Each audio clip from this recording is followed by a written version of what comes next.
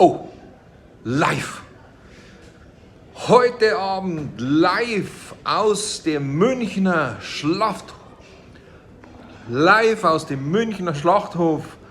Das neue Programm Zeitmillionär mit Markus Langer und Sepp Bumsinger. Und jetzt zum zweiten Mal in meinem Leben mache ich einen Livestream auf YouTube.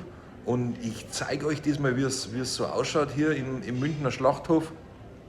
Übrigens, wer das neue Programm Zeitmillionär auch mal sehen will, unter www.markuslanger.de gibt es alle Termine, alle Tickets.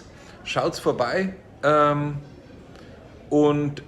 jetzt sind wir hier, sind wir in der Garderobe. Schau her, da haben wir unsere Schminkspiegel, wo wir uns schön machen können, und Brotzeit gibt's. Und ja, und ich gehe jetzt mal live mit euch raus in den Saal und zeige euch mal, ob schon wer da ist.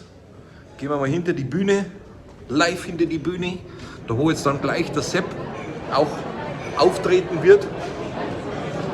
Gehen wir mal hinaus, da geht es leicht ein bisschen nach oben, erhöht auf die Bühne und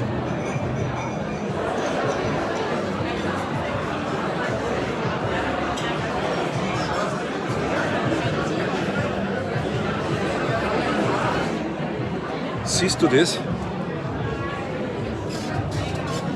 Ich glaube,